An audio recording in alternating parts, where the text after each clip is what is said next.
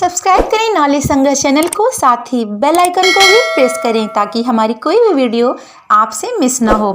प्राचीन काल में एक साहूकार था जिसके 7 बेटे और 7 बहुएं थी। इस साहूकार की एक बेटी भी थी जो दीपावली के अवसर पर ससुराल से मायके आई थी।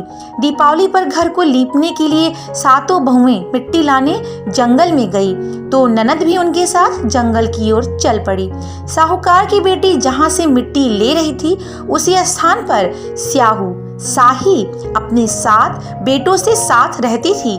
खोदते हुए गलती से साहूकार की बेटी ने खुरपी से स्याहू का एक बच्चा मर गया। स्याहू इस पर क्रोधित होकर बोली, मैं तुम्हारी कोख बांधूंगी। स्याहू की यह बात सुनकर साहूकार की बेटी अपनी 7 भाभियों से एक एक करके विनती करती है कि वह उसके बदले अपनी कोख बंधवा ले। सबसे छोटी भाभी ननद के बदले अपनी कोख बंधवाने के लिए तैयार हो जाती है। इसके बाद छोटी भाभी के जो भी बच्चे थे वह सभी 7 दिन बाद मर जाते हैं। 7 पुत्रों की इस प्रकार मृत्यु होने के बाद उसने पंडित को बुलवाकर इसका कारण पूछा।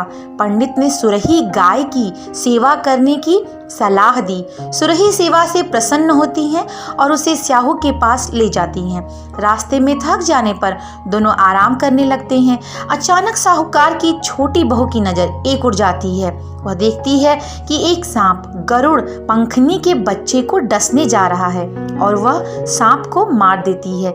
इतने में गरुड़ पंखनी वहां आ जाती है और खून बिखरा हुआ देखकर उसे लगता है कि छोटी बहू ने उसके बच्चे को मार दिया है। इस पर वह छोटी बहू को चोंच मारना शुरू कर देती है। छोटी बहू इस पर कहती है कि उसने तो उसके बच्चे की जान बचाई है। गरुड़ पंखनी इस पर खुश होती है और सुरही सहित उन्हें स्याहू के पास पहुंचा देती है।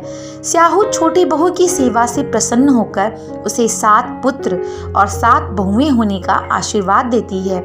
स्याहू के आशीर्वाद से छोटी बहू का घर पुत्र और पुत्र की वधुओं से हरा भरा हो जाता है। अहोई अष्टमी का अर्थ एक प्रकार से यह भी होता है अनहोनी को होनी बनाना, जैसे साहूकार की छोटी बहू ने कर दिखाया था। तो बोलिए अहोई माता की जय। वीडियो पसंद आया हो तो प्लीज़ इसे लाइक जरूर करिएगा। चैनल पे फर्स्ट टाइम है तो सब्सक्राइब भी कर दीजिएगा एंड अपने फ्रेंड्स फैमिली के साथ शेयर भी करिएगा। फिर मिलूंगी मैं ऐसे ही वीडियोज़ के साथ, तब तक के लिए हरि ओम।